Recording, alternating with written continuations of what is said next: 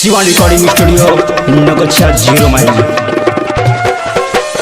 चौड़ी छी बंगाल वाली चुम्बाले बहाली हाली, चौड़ी छी बंगाल वाली चुम्बाले बहाली हाली। ठेका बाजार मोतिहारी। चौड़ी छी बंगाल वाली चुम्बाले बहाली हाली, छोरी छी बंगाल वाली चुम्बाले बहाली हाली, छोरी छी बंगाल वाली चुम्बाले बहाली हाली। जान मारो कौन के बाली बंगाल वाली जहान मारे छै, बंगाल वाली जहान मारे छै, बंगाल वाली जहान मारे छै।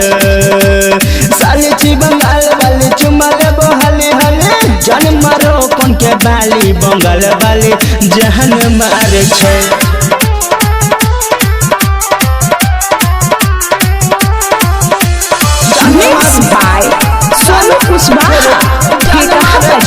मोतिहारी। जान मारे छे रे भाई, जान मारे छे, जान मारे छे रे छोरी, जान मारे छे। तोरा ले जोइबो गे छोरी भागलपुर बाजारिया, किन के देबो गे छोरी सूट सवारिया, सूट सवारिया। हम करे जल्दी जल्दी चुम्मा दे दे हाली हाली,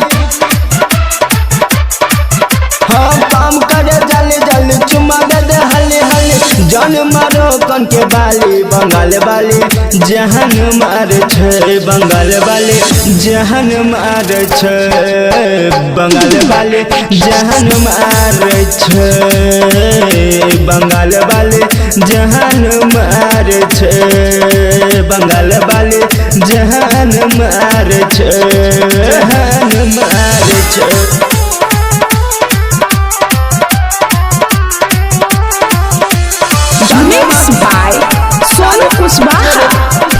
बाजार मोतिहारी।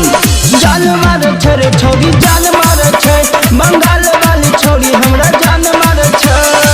राइटर राम शीस कहे छो सुनील बचनिया, टका फीट का लगे छोरी बन जो दुल्हनिया, टका फीट कह लगे छोरी। गायक यानिका कहो तो रगे ठोरंगा वाली, हाँ गायक यानिका कहो तो रगे ठोरंगा वाली। जान मारो कौन के बाली बंगाल वाली जहान मारे छै, बंगाल वाली जहान मारे छै, बंगाल वाली जहान मारे छै। चौड़ी छी बंगाल वाली चुम्मा दे दे हाली हाली, जान मारो कौन के बाली बंगाल वाली जहान मारे छै, वाली जहान मारे छै रे।